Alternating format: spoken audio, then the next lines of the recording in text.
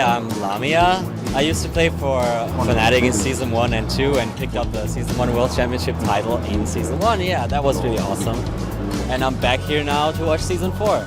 It's good to be back here watching Season 4 Worlds and just being a fan and enjoying the show. Back in Season 1 it was really small. It was nice, but just really small. Now it's gigantic. So many people are here, so many fans. The atmosphere is nice. The players are more pro than they were back then, I think. When I came here for the first time, I just fell in love with the country and I met a lot of nice people. I got a girlfriend, so I came coming back here. And I also learned the language a bit. The people here are so friendly. Even if you can't speak the language and maybe the shop owner won't be able to speak English with you, but they will still try to help you choose your dish and choose the food you want to eat. I like the weather even though it's really hot. Yeah, but the most important thing about Taiwan are the people. It's quite humbling that actually many people here remember me and some people come up to me and want to take a picture. And I haven't signed autographs, but people come and want to take a picture, which is really sweet. 台湾朋友们你好，我很喜欢在台湾看到世界比赛，希望你们跟我一起喜欢看到世界比赛。 Welcome back, everybody. It is fantastic to hear from Lamia as the fans enjoying watching some games with him and hanging out with him. I will never forget him for his Ashe play from Season 1 and 2. I'm still adamant he's got more Ashe pentakills than anybody else on the planet. Anyways, as you can hear from his former teammate Xpeke, next Wednesday on our Singapore Group Stage Worlds preview show, which will start at 10 p.m. Central European Summertime, 1 p.m. Pacific. There's some cool surprises in store for that one. All right, we have arrived at the final match of the day. It's been a long one. SK Gaming will be facing off against the TPA Assassins. At this point, neither of these teams can make the quarterfinals, so this is a battle that is going to be for both third place in the group and for Pride. Let's break it down. SK looked lost versus Royal Club earlier today. I would say they look worse than they did yesterday with their sub. Sven had little to no impact, and TPA, they struggled versus TSM, also worse than yesterday. Why have these teams struggled more today than the day before, Double Lift? I think it's kind of unfair to say Svenskeren had little impact because honestly he did control topside. He worked really well with Freddy because before I would see Freddy would do really well in his lane, but it wouldn't be snowballed to the extreme. And I saw Sven, at least he saw that Freddy was the best player, best performing player so far at Worlds, and he tried his best to dive top lane and to control the enemy red buff. So he was definitely doing the right moves. It seemed like Jesus and Candy Pen and Rated just kind of fell a little bit too far behind. So it was kind of an unsalvageable game. The other side of the coin, of course, TPA Monte Cristo coming into this game also after a fairly heavy-handed loss to TSM. Yeah, I think that the key is just to keep wins off of Lee Sin, and then he really neutralizes a lot of TPA's playmaking ability, and coupled with their rather lackluster late-game shot calling, it makes a lot of problems for them. And SK, another reason too is that if we remember the first game when they had their substitute jungler, they looked a little shaky, then they got better, kind of got more adjusted to his style. I think we'll see the same thing here with SK. Freak. Yeah, ultimately I feel like as far as a matchup is concerned, these two teams, a lot of SK's weaknesses go away when they fight TPA Assassins. Their bot lane synergy again has been pretty weak. Morning is a little bit passive as long as you remove Syndra from him, and again you ban at Lee Sin and suddenly wins isn't up in your face either. And so all those early game issues all those early game issues from SK all go away, my throat notwithstanding. But for TPA Assassins, yeah, it's like find another early game jungler that wins can play that's not Lee Sin, and then maybe they have something going for them. Final point before we go to predictions, Double Lift. Well, I just want to say, when I saw Candy Pen get interviewed by Shox, frankly, he looked depressed. He looked like his confidence had been shattered, and he was super disappointed in himself. But Worlds isn't over for him, so I really hope that SK doesn't have their mental game so broken. I don't know how TPA is faring. It seemed like they were still okay. They're still smiling after a loss. So they're the home crowd at the end of the day. You can't take that away from them. Crippo, we haven't heard from you yet, so I'm going to put you on the spot for the prediction. I think this is quite a difficult one to call if SK have found some synergy. Who's going to win it and why? It's honestly very hard for me to call, but I'm going to side with SK Gaming here. I just think they're just... all their problems, as we said before, they're going to disappear, and it's still very close to that point. I just have a hunch that SK is going to come out on top. We'll see if that hunch is correct. Double Lifts? You're a smart man, Krepa. I'm also going with SK. Even though their confidence might be shattered, their play just seems a lot more solid all around. We'll see if it works out down the line. I'm with SK as well. I really agree with what Freak was saying in terms of the matchups in top and mid, and so I think they'll come out on top. I've learned my lesson from trying to critic against everyone else here since TSMB TPA, but I'm going to go SK Gaming. I think they are going to continue to look a lot stronger as you said, Monte Cristo, as they gel once again with Svenskeren, and I think they just are a very strong team as 5. I think player to watch is going to be Freddy again. I think he will be the one player that can actually break this matchup open completely. And maybe Svenskeren, if he gets on a comfortable champion, actually gets his ganks off before level 6. All right, we'll see if that can work. You guys at home have been voting over on lolesports.com, and the fan vote is similar to opposite of what our analysts are saying. 75% of you think that the hometown team will actually take the win in this match. So maybe faith at home is broken for SK as well. Anyways, let's hand it over to the casters for the final match of the day. Take it away, guys. Thank you very much, Quickshot. So let's check out the starting lineups without further ado. Over in the blue corner, it is SK Gaming from the European LCS. We'll see if they can meet the predictions. In the top lane, it is Freddy122. Svenskeren is in the jungle. Jez is in the mid lane. Candy Panda is AD carry and rated on support. And in the red corner is the GPL's Taipei Assassins. That's in the top lane. Achi wins in the jungle. Morning in mid. BB at AD carry, and Jay on support. Yeah, personally I was a little surprised there by the analyst desk all voting for SK. I know they have their reasoning, but it's an 0-4 team, we have to remember. Neither of these guys can make it out of the group, but it's still Worlds, right? SK does not want to go winless, and TPA does not want to go 1-5 in front of their home crowd. These teams are still going to be playing pretty hard for this one. Yeah, there's one thing that absolutely is for sure. We obviously heard from Candy Panda earlier in the interview. Pride is a big, big thing right now. These guys feel disappointed in themselves, you know, as a team, as a whole. They feel that, like, you've wasted a whole year on turning up here and not picking up a win. So I feel that they may well be throwing everything at this match. We even said beforehand, even looking at this group from the very beginning, we thought this was one of the crunch games, and now it's really a matter of pride for these guys, and it really is. Taipei Assassins, got a little peek into what they were doing there. We'll see how these pick and bans go. Yeah, so both these teams are coming in very disappointed, as you said, and it's because they've had some really close games. If you look at the records in this group, it looks, you know, very formulaic, like TSM and Starhorn are just dominating the group. But watching the games, these guys had really close games against Royal Club, and they're going to want to pick up these wins right now. Definitely a lot of strength needs to come from the bottom lane of SK. Been quite a liability with Freddy playing out of his mind lately for SK while calling the shots. Svenskeren back on the lineup now for the past few games. They have been showing a lot of promise. Yeah, I'd say I'm a little interested in these bans. 2 mid lane bans coming out. Arguably 3 with that Zillion. However, that's a pretty big thing to let through Freddy. Yeah. We'll see how it works out for him. The Alistair pick coming through.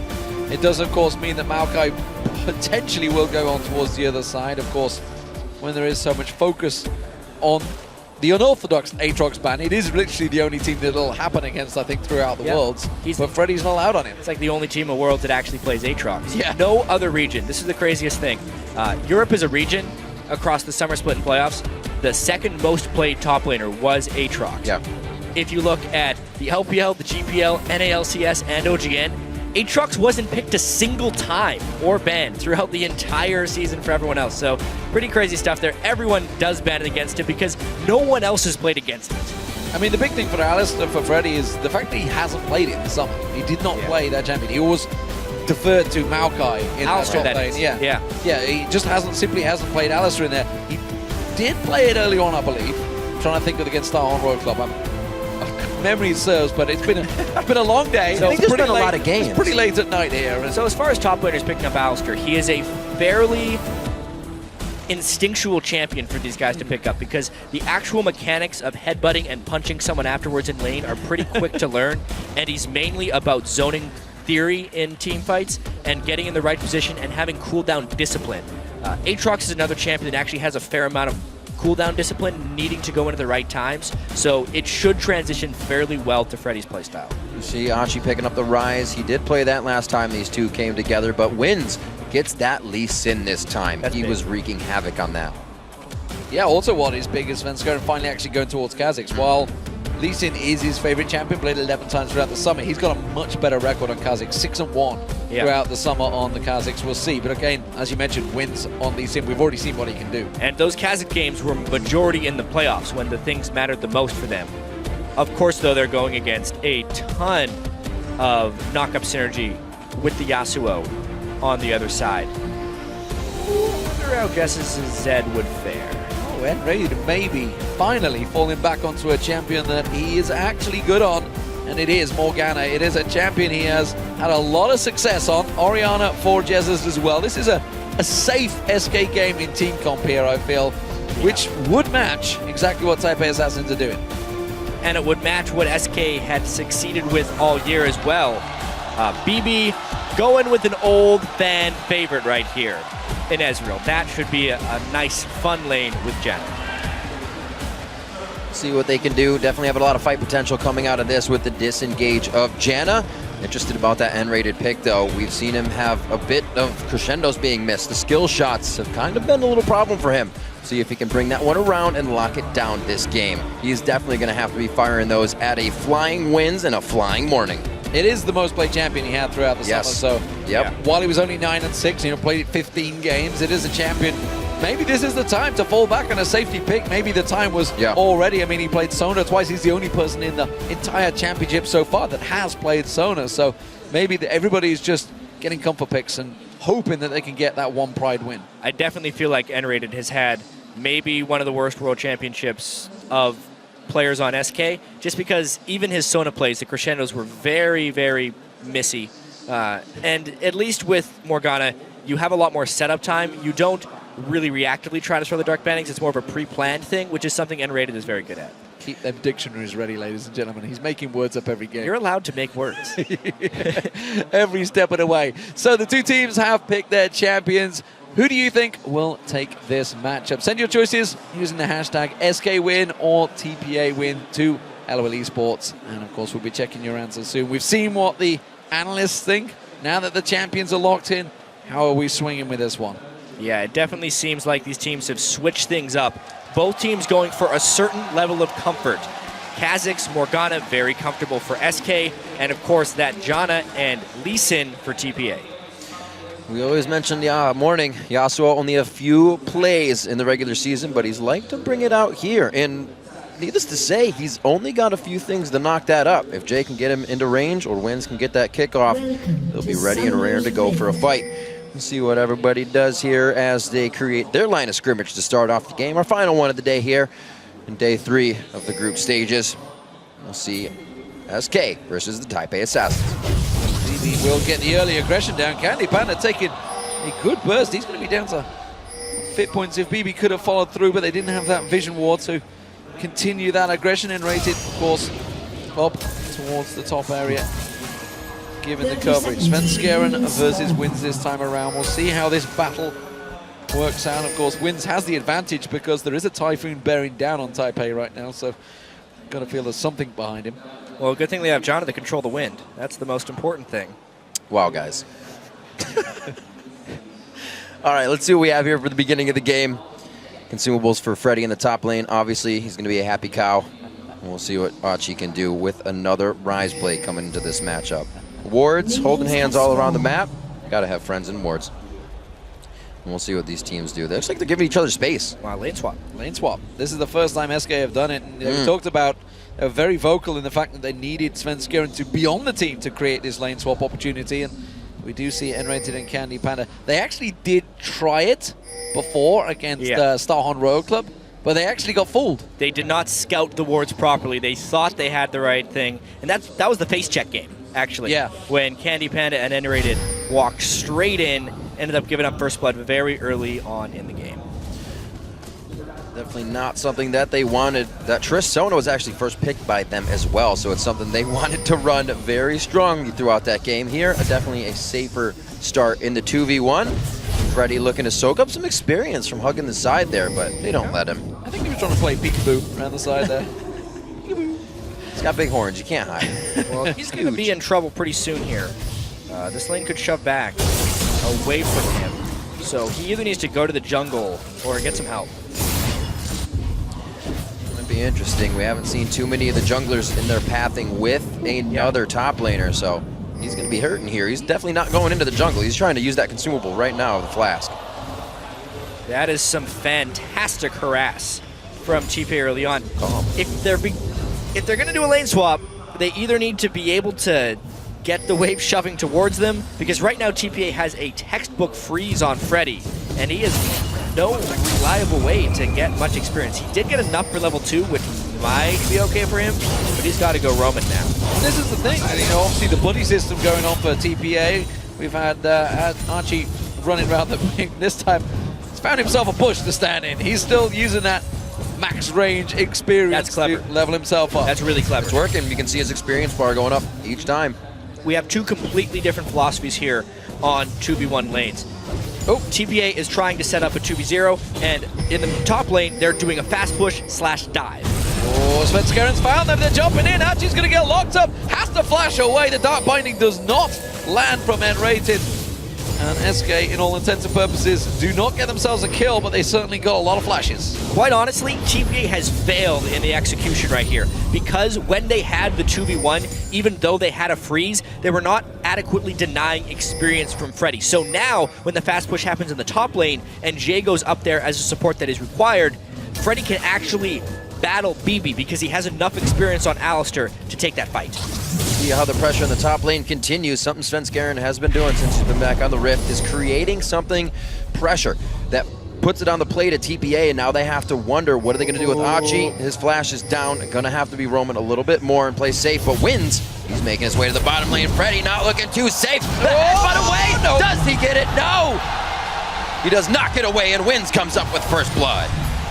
The home crowd wants to keep SK winless right here at the World Championships, and Wins' Lee Sin is rather explosive. That was a nice gank timing. BB needed to be able to continue to deny Freddy, and that's definitely going to help. Oh, they're going to collapse on towards him. They know that he's around there. Svenskeren has found him, and just to land the Void Spikes, they're collapsing every angle. Wins is going to have to flash through it towards the Dragon, but instead, he lands the Sonic Wave on towards Jessus. Jessus with no mana could not follow this one up, and Wins will walk away from this one without burning a Summoners. Says thank you very much. It's not over yet though. Jez has got himself in a bad spot. Morning doesn't have the vision to keep going, and knew Svenskeren was there, but not good right now for SK. Wins is ridiculously good on Lee Sin. It would be great if he could pick up more champions at that level, because when he's on Lee Sin, this team is ridiculously threatening.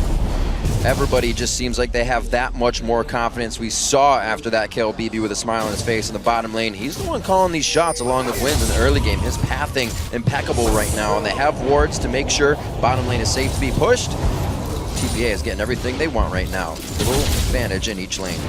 Jez meanwhile kind of collect the farm, just about getting it on the tower, missing a couple, and that is starting to begin a bit of a gap. Morning to get that advantage in terms of CS over an Orianna. That's not a good sign. Yeah, this is not one of the better laning phases for SK. Surprisingly, actually, their laning phases have been even or better in most games, which wasn't a normal thing for SK during the regular season. You would expect them to have better teamfight transitions, but it just hasn't been. So now, when they haven't been transitioning even lanes, what are they going to do with losing lanes? You know, I think back to when I saw a very successful Morgana. It was a certain crepo for Evil Geniuses in the final Super Week. I remember the crowd egging him on every time he landed one. He finally realized during the game that it was happening, but I haven't seen N-Rated actually hit one yet, which is a bit of a problem and may well prove why he hasn't played this champion throughout the tournament so far. Freddy finally getting himself some CS in this bottom lane and keeping up with Archie. BB, I should say, getting a lot of free farm. And the environment that N-Rated has picked Morg into is not the best one. There's a very shifty team if we look across the board. Ezreal, Yasuo, Lee Sin, very hard to get with bindings. Good point. And even the Janna and the Ryze are very fast. As long as they're close, they can have a lot of juking potential for those dark bindings. So N-Rated will basically have to use the Fog of War and Surprise, because if he tries to actually throw one out in the open, the mechanics of these TPA players and the champions they're playing will allow them to dodge almost every single one. Make it hard to get these initiations in somewhat as well. We'll see how they come to that as they get to the objectives. Bit of a lane swap coming through here. Svenskeren takes that red buff. We do see Freddy now going one-on-one with Archie in the top lane. It does mean, of course, that we now have Candy Panda unrated down up against BB. BB had just used his ultimate actually there on Candy Panda. I think he sidestepped it. BB has to shop. He's down an entire Brutalizer to Candy Panda right now. So whatever SK do, even if they're missing the bindings, they would probably win all ins. SK warding out the brush, telling Svenskeren he cannot move into the forward brush. Whoa! That's a nice one. Will he follow? Could get it. Lightbringer, nice damage on the backside. Yeah, forced to absolutely back now. True Shot Barrage is down, so he's not going to be able to grab SCS. Hadn't hit level 6, didn't have the culling available, which could have been crucial in that one. Jesus continuing to put some pressure on towards Morning, who throws out a good wind wall, blocks off any of the damage. Wins going to get spotted out by that ward here. If he comes around, BB is making his way down lane. I don't think there's going to be too much aggression. BB locking in that tier as well. Oh. Sheen to start off the lane. This is a Blue Ezreal. Hasn't done it in a while. Yeah. The return of Blue Ezreal, actually. So BB, not going to have much damage for a while, actually. A little bit of a plateau. He's got to take this one a little bit late, and then just try and use it to kite around a whole bunch. Well, it looks like they're going to give him that chance. He's going to go over and hatch this pink ward in the bottom lane. I think the team alerts him of it, and they say, we should probably prep this a little bit more. Make sure you don't lose too much CS in the mid lane, and they back off there. Hachi knows that game sense wins on the backside as well, and this could be big. Yeah, that's a tricky dive. Diving a rise, it's tricky at the best of times, and when Wins is waiting off the side there we go, Morning going aggressive, lands the ultimate on towards Jesus, who replies with the shockwave, but the exhaust locks down a lot of that damage. Morning will manage to come out on top, or will he? Jesus now, Wins chases on towards him, keeps him to safety, and Wins gets himself the second kill of the game. Just nice timing there by Wins. A couple of things in that fight. Morning's exhaust just dropped right time. Svenskeren. And Wins is just going to keep going. Oh my gosh, keeping himself in range. That was very close. Svenskeren gets himself to that experience, but great plays again coming from Wins. Yeah, and Morning honestly set most of that up. Using the exhaust on the shockwave was perfect timing, and it basically just allowed Wins to beat Svenskeren to the spot. Well, currently SK Gaming putting pressure back down on towards the bottom lane this time around. Svenskeren now looking to see if he can push something. Jay, very low on health this time, caught by the Dark Binding. The Monsoon not going to be enough, or is it? Candy Panda taken low, BB goes in, gets himself the kill. It's a back and forth fight, and Raid is trying to dodge around from the damage, but it is BB that comes out on top. Really good binding there by and Rated, but if he couldn't get the tether to stick onto Jay, they're just going to end up trading kills. The fact that it's actually BB who is still alive is just going to exacerbate that experience gap that already exists in that lane. It's level 8 Ezreal to a level 6 Lucian. Svenskeren looking for the damage. Shockwave just off, coming up. Wins again with a return to the mid lane. No flashes here except for Morning. Gets himself in. Svenskeren very low, has to use his ultimate. Freddy comes in with the teleport, and it could be big. Trying to clean this one up. He's going to need a little bit more help. He does throw down the ultimate. Oh no! He Rune Princes the minion. Wow! Hachi, no! But the damage reduction's gone on Freddy. Sven has to, Freddy has to flash away. He's gone out. There's the Howling Gale. And Wins, doesn't quite get the kill on towards him. Svenskeren, he was caught up by the ultimate of Morning without even knowing it. Yeah, that was just wrong place, wrong time for Svenskeren. He thought he was planned for the counter gank, but Wins just had the perfect kick somehow. It ends up being heavily in the favor of TPA. That is the way the cookie crumbles for that one. 5-2 now with a 2,000 gold. Let's see this one more time. Because it's not like, okay, he was on the ward, so it was completely intentional there by Wins. Beautiful kick. Well, not amazing, Wins, but yeah, you get it. Definitely Wins. What a play there by TPA. They're surviving just long enough. Obviously, Freddy has his ultimate here. A slight misplay, actually, by Hachi. They would have been able to try and pick up all the kills. They were obviously ignoring Alistair because of his ultimate at that time, but all credit to Wins with that Lee Sin kick. Well, so often SK come out of the laning phase behind, and there's no difference here. TPA looking strong early on. 5 kills to 2. Morning continuing to look for them, but it is all about Wins. Give him Lee Sin, and he goes aggressive, and we're seeing some serious wind coming out of Morning there. It is a team of wind, actually. This is a very thematic thing for TPA, but honestly, it's true. I'm thinking back to the pick and ban phase. SK banned Syndra and Nami as 2 of their bans. Why, actually, are they doing that? John has been just as effective, if not more effective than Nami in this World Championship, and Wins' Lee Sin has been the reason that people haven't, that they've been beating TPA because you keep it away from him. SK, I think, a pretty big failure in bans, as we're seeing in this game. That Lee Sin consistently showing for TPA. I don't think it's going to... Oh dear. Achi could be getting hit up here. Nope. Got to wait too long on the cooldowns to get that extra damage in. This may be drawing up wins now. You already see him moving through the jungle. Red buff's going to be on. It's going to be hard for Freddy to get out of this one. No flash for him. Either. Oh, baby. That's a kick in. There's the room prison. It's not going down on a minion. And he's saying, we're going to try to milk these. Well, I don't think he's going to get out of this one. It's only a matter of time. Oh, wait a minute. Archie will go down, and now Wynn's in trouble. Svenskeren fancies this one. He's going to have to tower dive. It's going to be a tricky maneuver. He takes 1 tower hit, 2 tower hits, 3 tower hits. He's going to get away. But the minions, they're doing a hell of a lot of damage. He needs to just turn around and use the void voice to get the life steal. He should clear him out. There we go. And he is safe for now. Svenskeren strike back right there. You can see as far as combat effectiveness, because they both had the Spirit of the Lizard Elder. When he arrived in that fight, he could turn the tides. Wins had so much mobility, but because the gank took quite some time to develop, Svenskeren was able to catch up and turn that one around. Whoa, what a great Dark Binding. He actually shifted with that one on him. They were able to get a little extra damage down as he used the ultimate, so they are perfectly using their windows to get a little bit back. Gold's only 500 apart right now. Morning, he's having a little bit of free time with the turret in the mid lane, but Freddy's here. Freddy coming up, getting himself a little bit of rampage damage on towards those minions. So, Trinity Force being built up by Freddy in that top lane. I think we're going to see the Triforce. See if the static shift comes out as well after the Randians. Maybe. We'll see which way he builds that one. We've been seeing a lot of differences. Of course, the Rod of Ages has been the standard so far throughout this tournament of the few Alistairs that we have seen. Svenskeren's going to give the blue across to Jesus, who, as of yet, has had little to no impact in that mid lane. No, he has been very, very much struggling. Wins has had huge presence in that mid lane as well, and obviously the combination of Yasuo and Lee Sin is devastating. I do want to talk a little bit about BB, though. Being able to keep up and farm, despite having that tier, and he's starting to move out of that weak phase. If that mana can actually complete, he's finished the mana immune, and it's only 322 of 750, so it's still got a fair bit of time. A lot of stacking mechanics on this TPA team, so they do have a pretty good late game insurance policy. Hold it on tight, making sure everything goes their way for now. A slight gold lead kind of gives that to them, but any moves can be made.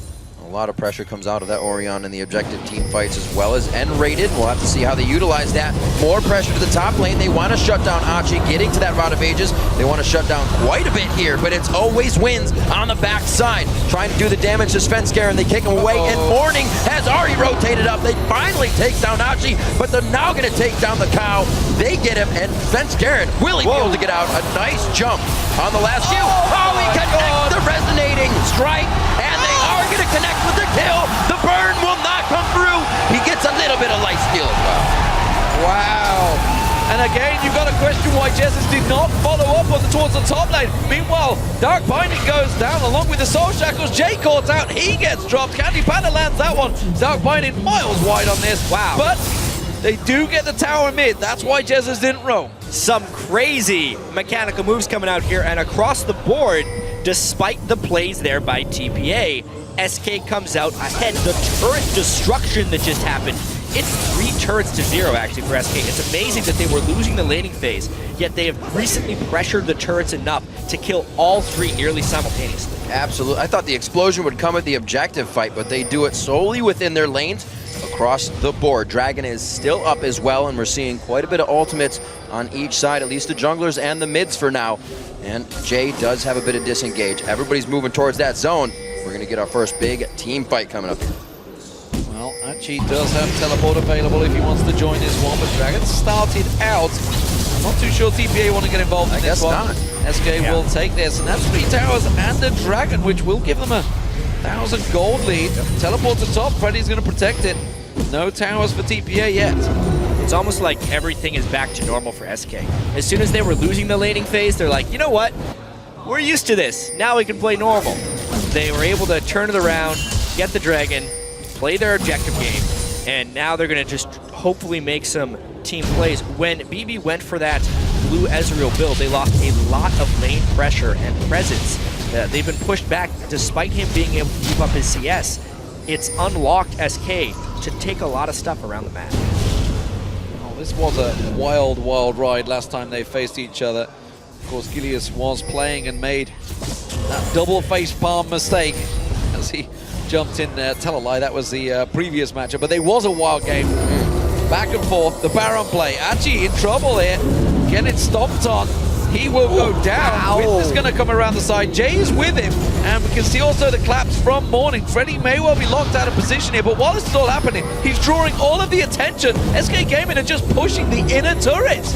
So much play around and off of the ball right now. They burned 2 ultimates to finish a target that was already dead to rights. That's going to make it so they have less threat on a collapsed mid lane. Great job by SK to continue pushing forward. They're kind of just making TPA reactive to what they're doing, and they're acting on all the wrong things right now. Turret's still falling in favor of SK. There are so many parallels between this game and the first game they played. SK with the lead. Remember, they were actually 5,000 gold up on TPA at one point in the late game, and they got completely outmaneuvered around the Baron pit.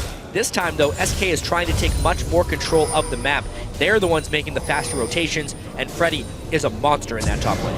Yeah, there's been a few games that have happened throughout this World Championships where things get a little bit crazy and kills become the focus of attention, and SK have maybe reset their mind and thought, you know what, it's all about objectives. That's what we've been doing all season long, ignoring the kills, ignoring the fights, and continuing those objectives. So far, they are way ahead in that term. 4 towers to 0, the only dragon of the game, and that is why they are now, despite being down on kills, 2,000 gold ahead. They're playing much better as a team. We saw the 10-minute mark of their dragon fight between this game where they fought it without Jezus last time. Everybody's doing it as a group right now. TPA making their way to the mid lane, but the death squad of SK still moving around, power in numbers. And TPA went on pretty big tilt the last time they lost the game as well. Once they started losing, they had a big advantage here. They were behind. The next few minutes will probably decide the game. Some tricky play here. SK will get spotted. They realize there's 4 members. In the mid lane, Candy Panda's keeping that tower secure. He has the culling. He's just used it to wipe the wave out and actually put a little bit of pressure on towards Morning, who blocked it off with a wind wall. This top lane turret, they're collapsing. They're moving in towards them. SK are going to respond. You can see mirror match coming up the side there. Winds tries to sneak around the side. Morning is there. This fight could be crucial, but everybody is playing it very cautiously. Good ward coverage from both sides. They see the movement. Definitely reconsidered. Little bit touch and go. Freddy, though, finds some friends. That's an Alistair ultimate down, and a disengage was successful. That's actually a huge win for TPA. See if they can keep this moving. They're going to now try and know they can go for mid lane without too much pressure. Going to be able to drop the first turret of their game. This will definitely help them get more deeper wards in and stop SK from just pushing them into their own base. And Rated almost took the wrong path there. Last second adjustment. Safe, though. But this does open up the top lane, and I believe Archie, despite the fact he's on a rise, he's not exactly the strongest of tower pushes. It buys him a fair amount of time to squeeze in. And as far as rises are concerned, he's actually really underfarmed. 125 CS, continually getting pressured by Freddy. I mean, Freddy's a 3-5-2 Alistair, but it's still been a absolute force, taking on 2 or 3 people at a time. TPA needs to kind of weather this storm. I actually think Alistair falls off a fair bit after this point. If they can find a way to not have him as such a force in lane, he's still going to be a couple cooldowns in a team fight. BB will be able to disengage him to reduce the threat of him while he has his ultimate running, and TP has a lot of re-engage potential. Also remember, there are 2 tier stacking champions on TPA. If they can get both of those fully stacked, it'll almost make up for their gold disadvantage later on. A huge benefit to that as well is Morning's not taking that blue buff. It's always going to BB, so he's going to get there so much faster, and he's going to be able to shut down Freddy on those chases if he does get that slow. So Dragon's up in around about a minute time, and SK are the one that are starting to place those wards out. There's not a single ward down towards around that Dragon Pit area from the Type A Assassins, so they are completely blind to it so far. There's the couple of them. BB&J trying to keep Jez's zoned away from that tower. Instead, he will just rotate around and defend that one. So, Type A Assassins, they really need to try and force something because they have no vision at all around that area. The entire blue area, the entire half of the map. Dropping a turret would definitely help. It's what happens when you're down 4 turrets to 0. Slowly back and forth. Like you said, Jap, very touch and go, especially when SK is getting into these jungle engages. Freddy making his way down. He's left the top lane. Tried to sneak around the backside of BB&J. They did actually spot him. They had that pink ward over at the red, which gave them that prior warning. Dragon up in 3 seconds, and Taipei Assassin's not even close to contesting this one. No, they need more time to stack up. This is the mid-game point in the game where they really can't fight SK. They need to just try and... They're trying for a steal. They need to get these lanes pushing. If they could just get a single turret down, it would do wonders for their map control. But for now, they're just trying to set up pink wards in their own jungle and continue to farm the lanes without dying. It's not doing much damage. Maybe BB could be using that True Shot Barrage to keep the outer lanes pushed and give them more of an advantage to take one of these outers down. Maybe focus in the mid lane here. A nice Black Shield coming out onto N-rated. He's able to get himself out safely, taking the ults. That's one way of stopping Lee Sin, is to get the shield down. That's the second counter, actually. SK knows the first counter is to flash away before it kicks you. Yeah. That one didn't work. So this time they bring the Black Shield. Having better luck. See how it continues for them. Freddy back in the top lane. Stops Archie pushing in once again on towards that turret. BB picks himself up the red buff. BB's build is just taking so long to turn on. Yeah. His power spike is just so far away. He needs to have the Manamune converted into a Mermana.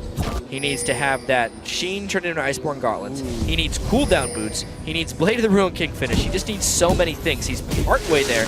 Now he at least has some utility. Before that, he was nothing on the map for 24 minutes. That's going to help in both ways if they need to get away from the cow or keep everyone in range for an Archie Rune Prison and then the rest of the fight. Definitely a different game from the beginning. Wins has been shut down a little bit after going 4-1-4. He's not able to make too many plays now. They've been trying. They're coming up empty-handed, and SK has just started to take control of the map. 25 minutes in, and they still have not lost a turret. They're pushing every lane so far into Taipei Assassins, doing exactly what they need to do, just grinding out that advantage. And Rated, though, he's caught out a little bit there. Black Shield once again working. Burns the flash, but successfully gets away. Just trying to get some of those deep wards down, and it's bought time for Freddy to shove a wave entirely onto the inhibitor turret.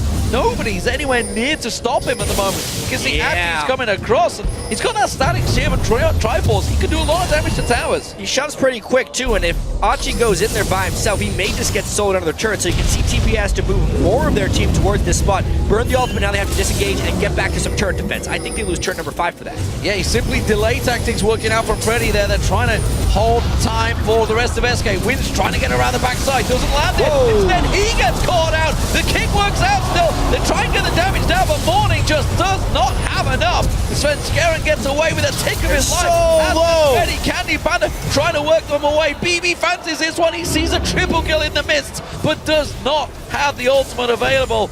And SK disengaged with the kill on Morning. BB needed to be way more aggressive right there. He has the Iceborne Gauntlets for a reason. They need to be able to close those fights out. They had such a near great escape. Wins flash in the combo with Morning. They almost turned that one around. Instead, they get a kill.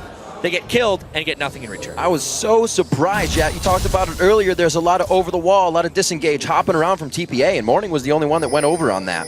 There was so much potential for that as everybody was in the air to add extra damage. TPA loses out on a great opportunity there, but SK capitalizes, takes down no, they didn't take down the turret, sorry, but they come up big.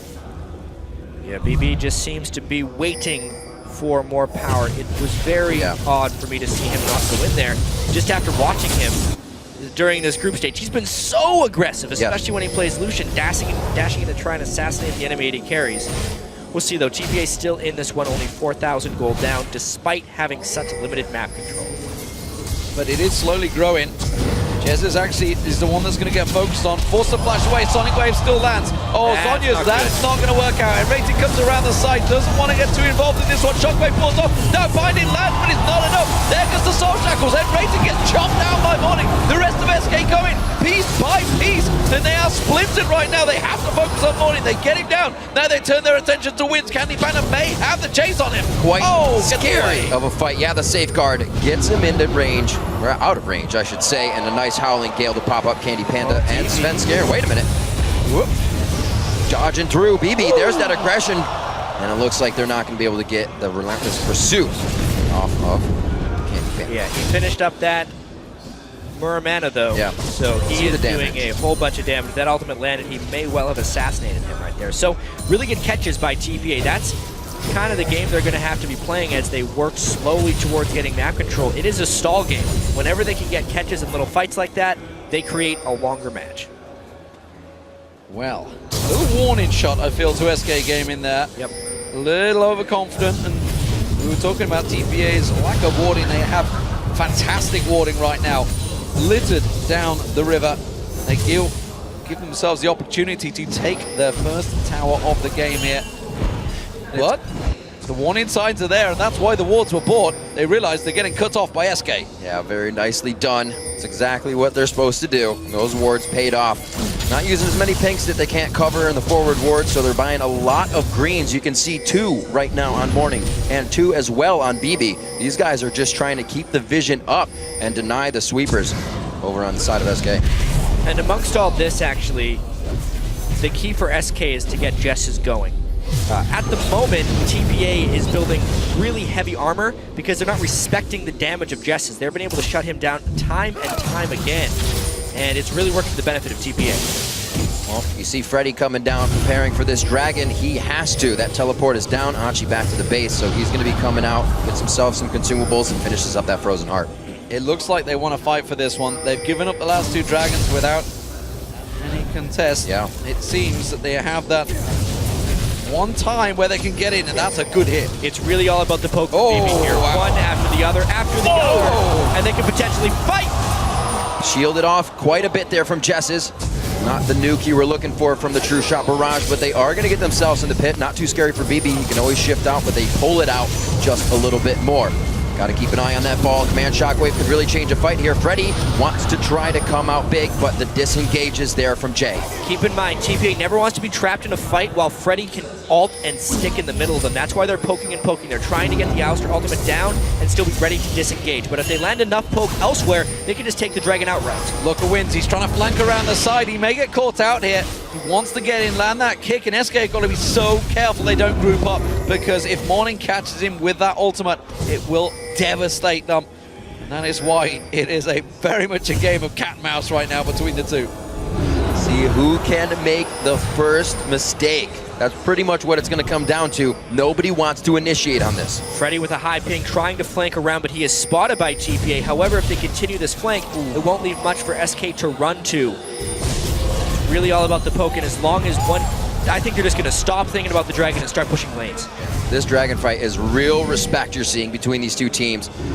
That first move is going to be the one that makes the difference. First turret going down for TPA against SK, and it looks like SK is going to make them walk to the beat of their drum. Candy Panda rushing straight up the mid lane right now. They've got a big wave with them. BB has to try and get around the side, but they're going to get a lot of damage on towards this inhibitor turret. There's no flanking maneuver. SK Gaming, they pulled a great move on TPA, just like TPA did in SK Game 1. Oh, Wins behind them. Oh, a double kick of Justice hits the Zanya's on the way down. Svenskaren's definitely hit up on this one. No, he gets out alive somehow. Freddy coming up big for the team again, trying to be the front line. Candy Panda, relentless pursuit right to Wins, but he stays alive. N-rated misses the flash, and it's too far away for the Dark Binding. They still could have eyes on the inhibitor turret, but BB throwing out big damage, low on mana. Got to be very careful what spells he uses here. SK wants to stick around because they know the threat is low from BB, but there's the home guard from Wins. Wins coming steaming through. No, not going to land the Sonic Wave. Freddy, the man taking the hits in the back. BB does manage to get the slowdown. BB Wins tries to flank around the side once again. Goes in. Pulverize goes down. Actually takes the damage, but the culling's not enough. The Candy Panda gets caught by the Earthguards. Can they catch on towards him? The Dark Binding. BB wants it. BB won't get it because Candy Panda's going down here. Can he take anyone with him? No! The captain comes through once again. Some big kills from TPA there. Their base is about as bent as it can be without breaking. They still have that inhibitor up, and they're still on the chase. This is absolutely crazy. Can they not see that Freddy did the headbutt pulverize so they could get out alive? N-rated and Candy Panda stayed for the fight, and they are paying with their lives. Can SK make any moves off of this? We see Jesses is actually trying to get himself around here. N-rated now he's creating a lot of chaos, though. N-rated actually created more pain than benefit right there because the kill now goes to Rise, which is better gold scaling than on Lee Sin. Plus now they have to deal with this death timer instead of when they were all dead anyway.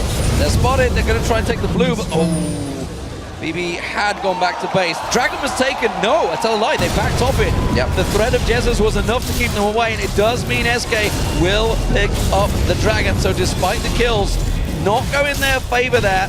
They will keep the gold advantage. It's only 2,000 gold, and while that was, of course, all happening in the top lane, Morning snuck through and took down that second turret of the game for TPA Assassins. What a fantastic set of play we have going on here for our last match of the day in group, or day 3, I should say, in the group stages. Yeah. Everybody's playing top notch on this one.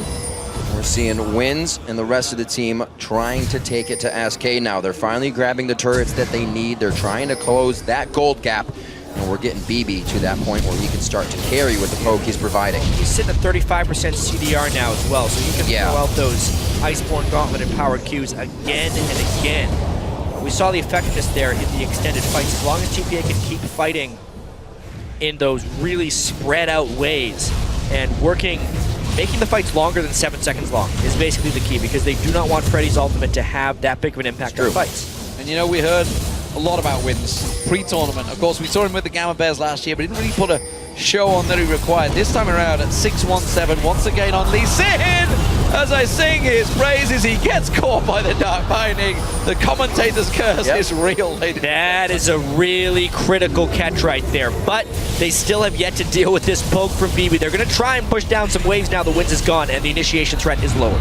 Something that SK has been able to do is get these forward wards in. TPA is getting the kills, but they're not able to move on the side of SK, and SK continues to come back stronger each time here.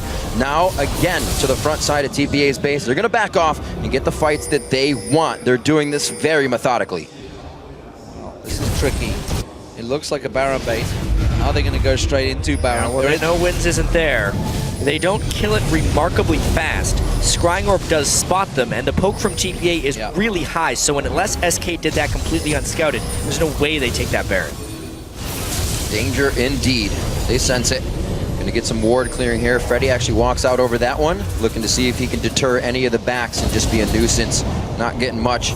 Candy Panda, that was the ultimate into the wind wall, so they do not have the culling right now. Wins is back up. Remember, there is a naked inhibitor in this mid lane, which is what they tried to bully out. There's a gigantic minion wave getting swept out by Archie with that ultimate, but the rest of SK, they could tank this one through. Instead, TPA react fast.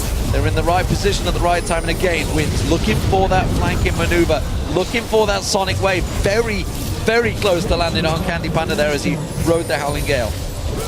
Pushed up to their base. This is all that TPA has left now. They're going to try to find a fight here unless they can find SK making a mistake at Baron. Everybody's got the items they need to make the impact in the fight. Like you were saying, Jad, if TPA can wait 7 seconds, that fight becomes so much easier. And it's very important that SK can find a fight in somewhat closed quarters. One thing that kind of snuck up on everyone here is the fact that Candy Panda is way ahead of BB. If we look at the gold, actually, it's almost 15,000 gold to just 11,000 on BB. It's like a 3.6k gold lead, actually. So for as far as Jess's is behind, it's not even close to compared to how far ahead Candy Panda is from BB. Yes, the Iceborne Gauntlet is utility, but that's about it from BB right now. He needs about 15,000 gold to make that Blue Ezreal really work well, and they're just not there yet. Well, 15,000 gold just hit right now by Candy Panda. A little bit of that armor pen definitely coming through on BB with the Brutalizer and the rest, and you can see the gold lead. A little bit of TPA for the beginning, but SK has just taken hold. We haven't touched on Sven Skuren's build either. He is full damage. Yeah. No doubt about it. What's Not making a full? single tanky item in there. Jeez. Is that an Infinity Edge he's building? Infinity Edge? Yeah, it is. You could do a few other things. Technically, he could build the pickaxe into Tiamat and then make the BF sword a scimitar. But those are definitely Infinity Edge components. It's not a very good Calyx item, though. I think he's just trying to mass AD right now. Well, it's working out. He's definitely buying the right items. Maybe they were on sale. Who knows? We'll see what TPA can do to answer back. We see BB just trying to continuously poke out. Not been able to do much with that and control the fights. But SK has been doing a great job at disengaging. A game where they have not tried to take too much. A turret and back, a turret and back. Well, in SK not trying to take too much, they may take too little Yes, they've taken Very 7 true. turrets, but it's taken them 37 minutes. And there's now that GA on Morning. There's also a GA on Candy Panda. He decided to opt against the damage for more defensive utility. He showed those minions with calling. Yeah, he did. It's a quick cooldown. It's going to be back up, but the question is, will they get it in time? Because SK are looking to engage here. Possibly not the right move when your main AD carry just used his ultimate on a wave. BB with the rest of his team going to get caught out by the Void Spikes, but every single time, a single one of those Mystic shots.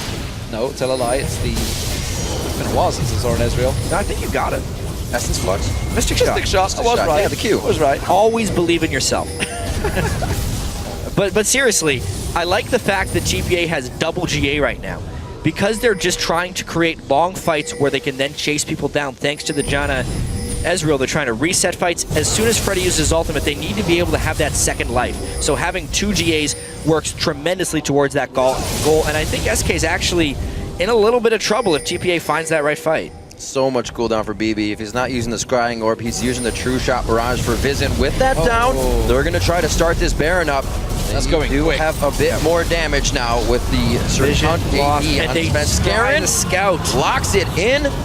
Good job by Candy Panda locking that one down, and we'll see what SK can do after this. Does this just make them the team to push through the base, or are they still going to hesitate and take it slow? They need to back fast because SK are just running straight down this mid lane. Oh, wow. Ronnie's going to try and keep them away. Everybody's back into base, but they're going to be onto the inhibitor just as they get back. Yeah. Look at Svenskeren. Don't forget all the damage items he has. He's going to cleave great big chunks out of that inhibitor, and it will go down fast. TPA giving up a lot of stuff right there just because of lackluster vision control, but it's been an exposed inhibitor. As long as they clean that mid wave, they can still hold it. It's the second inhibitor that would really break their back. They're still keeping this game close, not wanting to take the wrong fight because they know that would end the game. Well, TPA are going to try and rush down mid here. They're going to try and take something for nothing.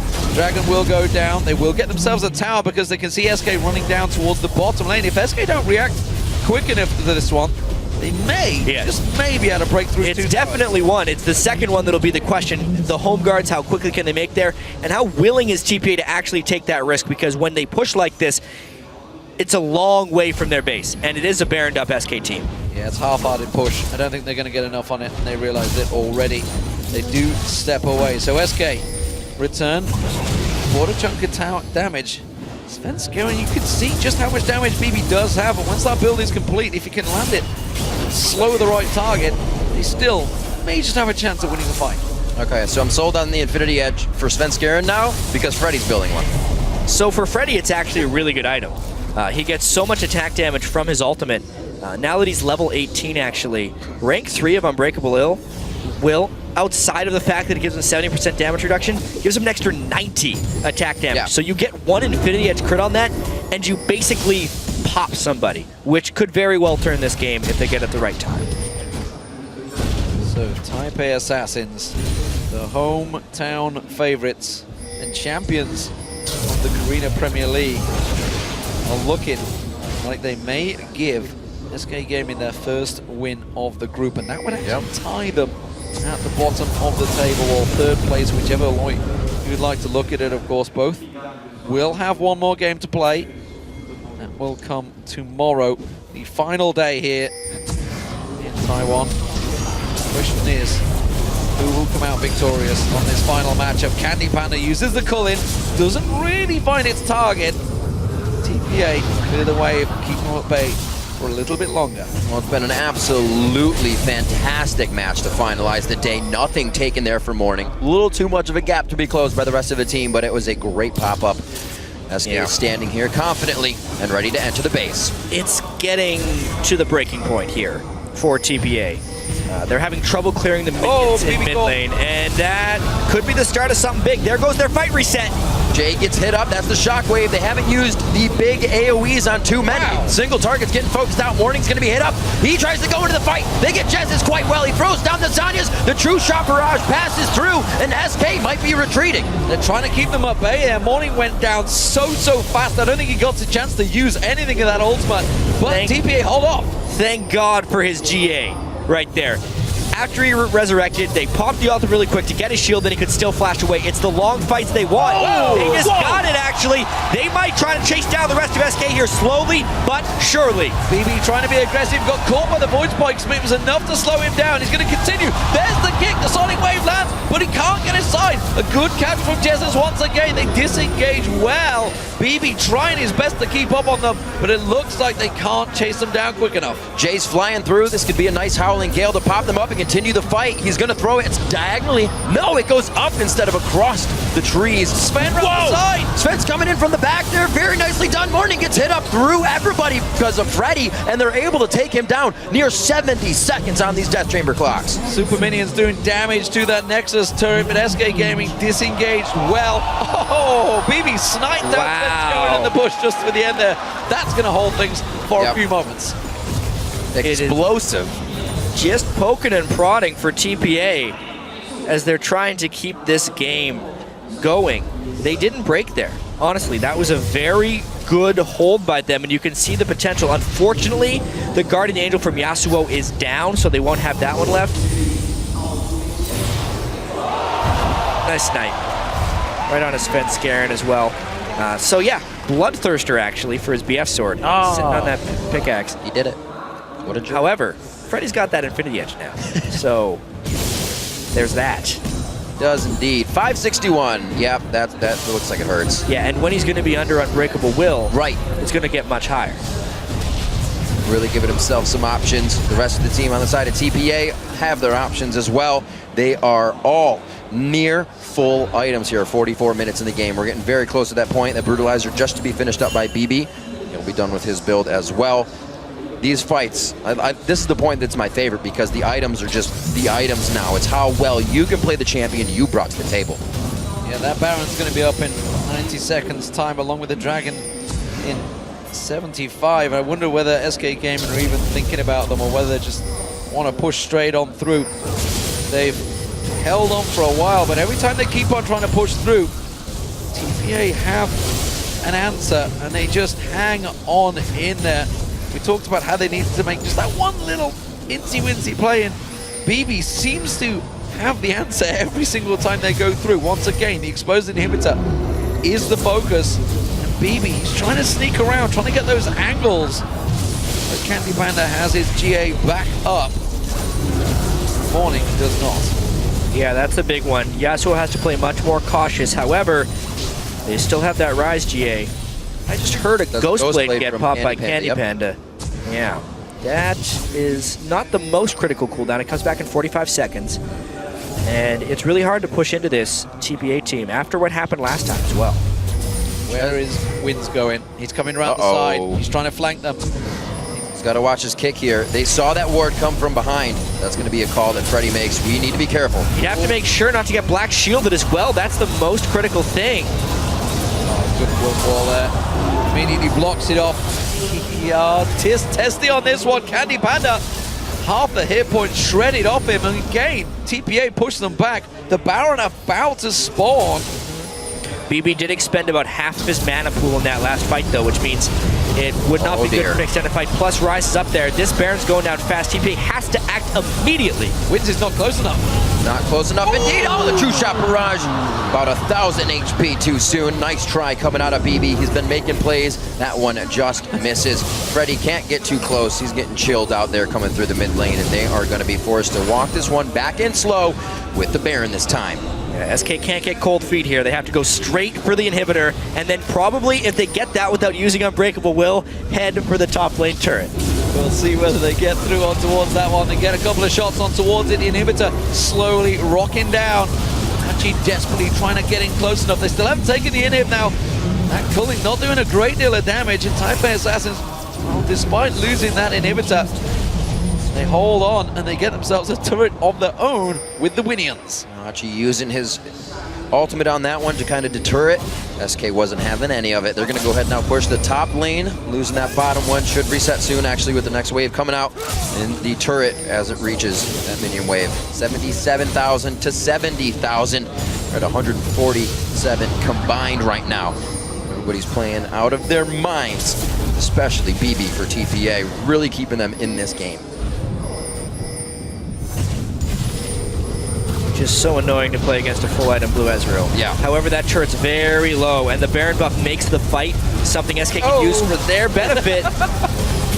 Freddy headbutts wins into SK, and SK leap back in surprise along with Rivington, by the way. They do manage to take down the inhibitor turret along with the inhib, and it seems that SK may well have just cracked that nut wide open that they've been desperately trying to work through for Type A Assassins. It's definitely a storm that TPA has been trying to weather for quite some time. Finally breaking through the outer walls here. 2 inhibitors down.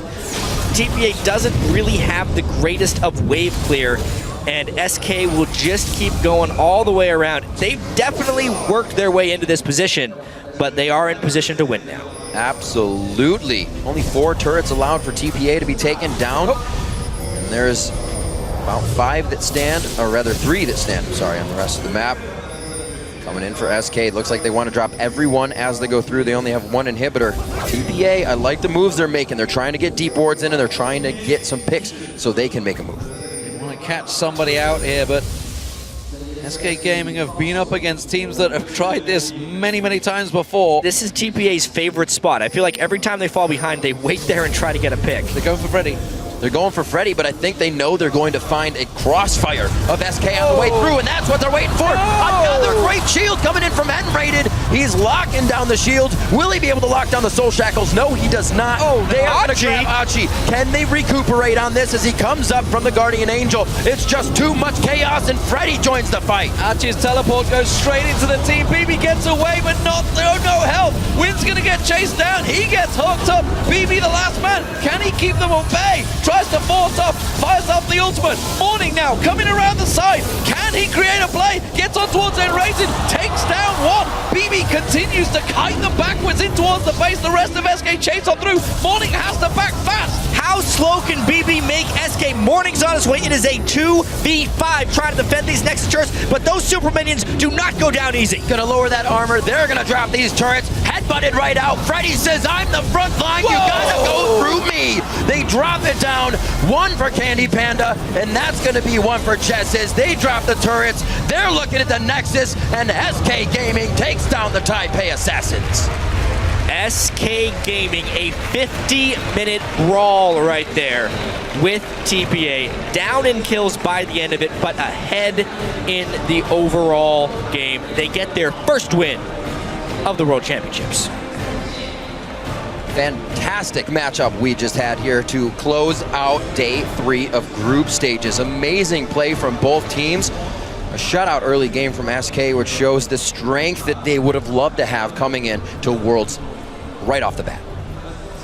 It's been a long way coming, that's for sure. Yeah. They've been waiting for that 1 victory, and it took SK Gaming to fall back onto a couple of comfort champions, honestly, that made them work. And you just saw Chris on N-Rated, on Morgana, finally getting that black shield off, and it just stopped wins so many times. He fell for it, went for the kick. Not going to work when that black shield is on, and he fell for it 3 times running. Stopped the TPA initiation in most of the games. Black shield is better than flash against Lee Sin, I think, is one thing we definitely learned today. However, that was a very strange game. Obviously, I could see where they were going with the Blue Ezreal, trying to use it to keep the fights going long, chase people down, but their absolute lack of in-fight damage was really telling. They just had to concede so many objectives that eventually it was a little bit too much to bear. They had to try and make a desperate play when they were down 2 inhibitors, and that's eventually what led to the end of the game. If they wouldn't have went for that aggressive play, they would have lost anyway. Also, the Blue Ezreal coming out for BB. Nice to see here in Worlds. You always get to see a change in style and play. It worked out quite well in the beginning, and the idea was perfect for stopping Freddy, slowing him down. But Freddy, unstoppable, unbelievable play once again from champion to champion. He can always carry this team when the time comes. Absolutely. You know, it's been very hard to shut down the shot caller despite all the bans going towards him. And if it wasn't for wins potentially in the early game where it was just shutting them down left and right, 6-1-7 at one point he was. Yeah. SK Gaming, we've said it so many times, slow in lane phase. Once they get out of it, Freddy can be that. I'm trying to think of the word for it. He's basically the leader of the orchestra. What's the damn man? The conductor? Conductor, that's the word. Yeah. Thank you very much. I I would've- should have just thought of Monte Cristo. Yeah. Why did I not think of that? I just would have made up a word if I was looking for Well, one. you would have. That's Yeah. We'll write a book someday, guys. Absolutely. Nonetheless, fantastic play. SK Gaming finally get themselves that one Pride win. For now, though, we're going to send it over to Quickshot and the guys for more info about that game. Thank you very much, guys. Very, very interesting game, the way it played out. Despite SK's map control, they never really were in control of the entire game. Let's go back to picks and bans.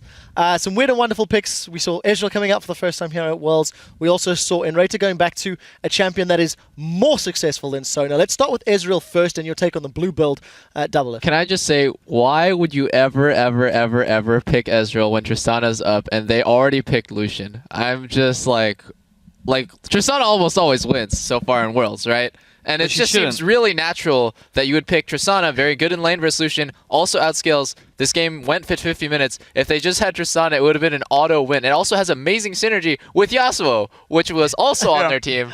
I am just so mind blown. Yeah, just in terms of bans as well, you see a blue side Nami ban. I don't really know if many people are, fishy business for sure, are that afraid of Jay's Nami, especially when we look at what happened when they gave Wynn's Lee Sin again, which is something that pretty much every other team has been not doing against TPA.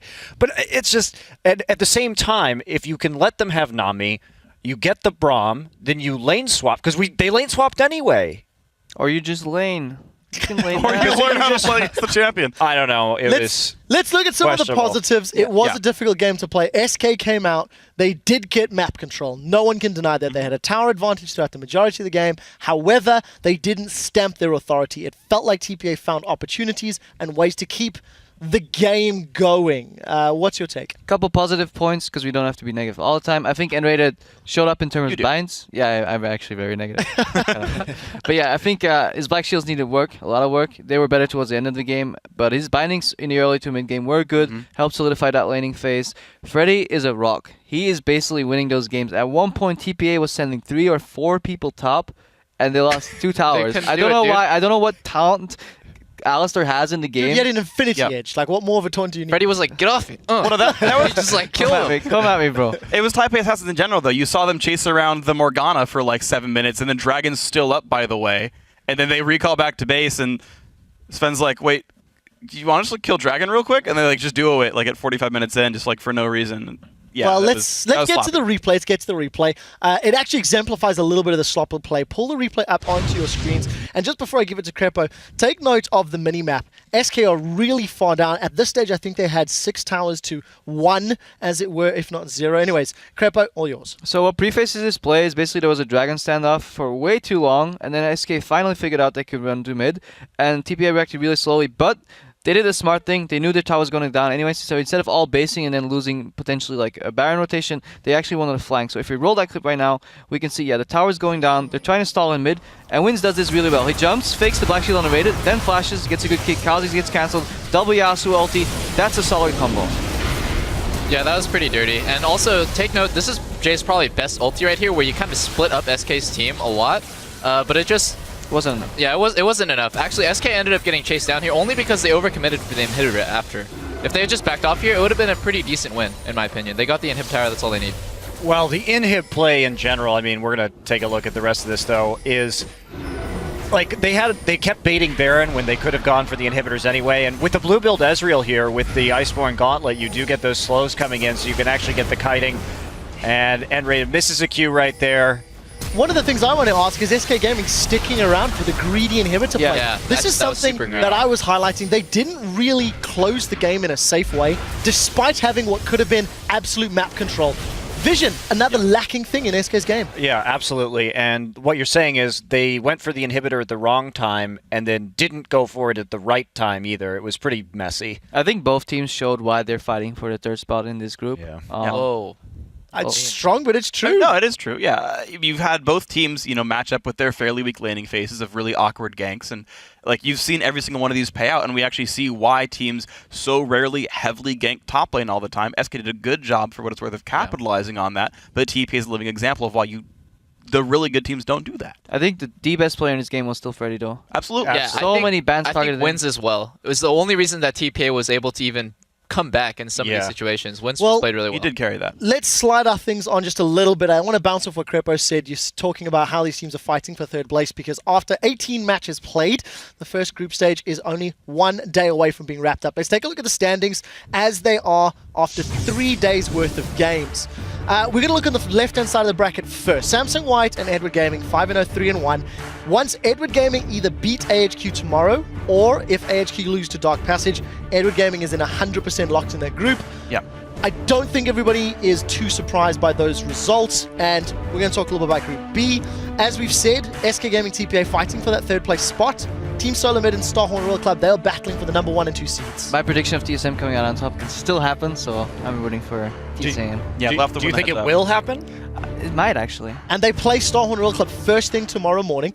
Just to remind everybody, while we had that on the table, if the teams who are tied at the bottom of the table are in 3rd and 4th, they will simply share a joint 3rd place seed. Yeah. Whereas if there are any tiebreakers, you look at head-to-heads. So there's a lot of people asking, but TSM and TPA could still tie. Yes, but because of the 2-0 head-to-head record, Right. TSM automatically advance. I want to briefly ask you guys about the TSM versus Starhorn Royal Club matchup tomorrow, because it's going to be an interesting one after how good TSM looked and Starhorn Royal Club, little sketchy around the edges. Very quickly, do you really think TSM can take it, will take it, might take it? If TSM on their side lanes can survive, Bjergsen can get big enough and get an advantage in mid, and then Amazing can find some pressure in the early game, then Bjergsen could carry that game. I think Starhorn Royal Club's dive-heavy kind of style, where they want to team fight and just really get in there, is naturally countered by TSM's team comp, where they have double shields and a hyper carry to protect. It's very simple for them to just peel back and do as much damage as possible. So if Starhorn Royal Club's picks go wrong and they give TSM what they want, it could be a very easy win for TSM. Just before we move on to Thank you very much, I have one last question. Briefly, Edward Gaming versus Samsung White. I said I was going to quote you, and I'm going to. Edward Gaming's weak early game, perceived weak early game, is it going to cost them against Samsung White at the end of the day tomorrow? Absolutely. I mean, we're talking about Samsung White here. They're on like the other level, right? So I don't think that's really. And is there no way Edward Gaming steps up to challenge him to take a win? Not a hope. I can't say it's a 0% chance. I would put it at 20%, you know? Okay, it's bigger than I would would say a little bit higher than that. I think there is a very real chance. Again, you call them baby blue. This is the kryptonite of the team, is this style where maybe the lanes aren't great, but they certainly play the map better than you do. And I think that's still true. I think Edward Gaming plays the map better than White. Just don't screw up your lanes so darn hard, and then maybe you get into the mid game. Well, we will find out. Of course, tomorrow's games are going to be about that seeding more than anything else. All right, it is time to take a look at some of the dapper crowd of carnivorous junglers. That's right, it is time once again for Thank you very much. Right, so first and foremost, Svenskeren actually dodged a ward to set this play up. Anyone care to comment? Yeah, I mean, he comes out of vision here, but the beauty was indeed, he knew there was a ward, backed out, then jumped over the Baron pit, snuck in on the right side, and yeah, they didn't see this coming. Too bad the sapling didn't take it for epic style points. Indeed. He actually lands his Qs really well. We've seen a lot of Lee Sins miss their Qs after kicks. He did not. This was a great counter gank in the mid lane, but wins. What a good setup to get it started. Amazing. And Morning, too, with the patience, too. He didn't go immediately in on the kick that we see a lot of Yasuo's do, so basically the target doesn't move on the Dragon's Rage. Very patient ult, really nicely played. Yeah, really unfortunate that this Rune Prison catches that unfortunate melee minion, not working out. All right, double lift. This is a very good gank for first blood. Yeah, I think that's just a standard Thresh Lantern back into a Flash Blade. There's almost nothing that you can do in this situation. You just have to respect the fact that you could have gotten Flash Blade. Because here it's just like, yeah, Braum can flash and Lucian can flash, but as soon as you get Blade and Kha'Zix is on you, you're dead. And it doesn't matter how good you are when you're playing against Thresh. What do you think, Freak? It's true. It's really impressive down in the bottom lane here. This I just love. The fact that he actually lines up the edges perfectly, and he has to shoot it backwards. So he has to entirely understand the hitbox so darn well. And he flashed the traps as soon as the animation started also. Yeah. It's mind-boggling. It really, really is. Anyways, guys, of course, tomorrow is the final day for the first group stage of the World Championship here in Taipei. And we do have 6 matches remaining as teams fight for that final spot in the quarterfinals. That'll be in Group A.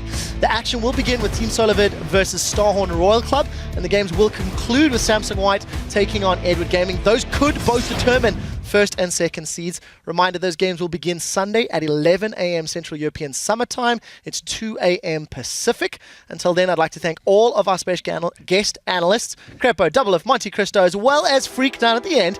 And along for the entire World Broadcast team, thank you for watching. We will see you all tomorrow.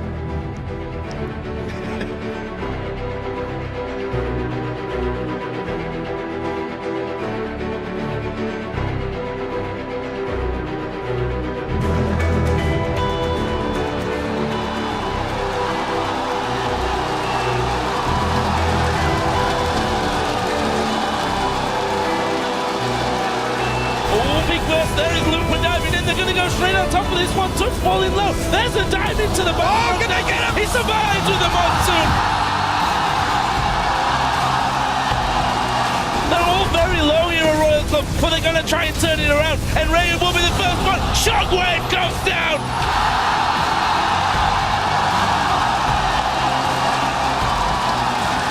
In the back, going to get exhausted. What's he going to do? He's on towards Green Tea. Dandy will dive over. His reset city for Samsung White. Things have changed for Team Solo Mid since the boot camp in Korea, and so far they are showing results. And now it's going to be Morning. He finds Dyrus, but again, the Wild Growth is strong enough, and Morning's now in trouble. He's going to get picked up. BB comes around. He's just not got the damage that Wild Turtle does.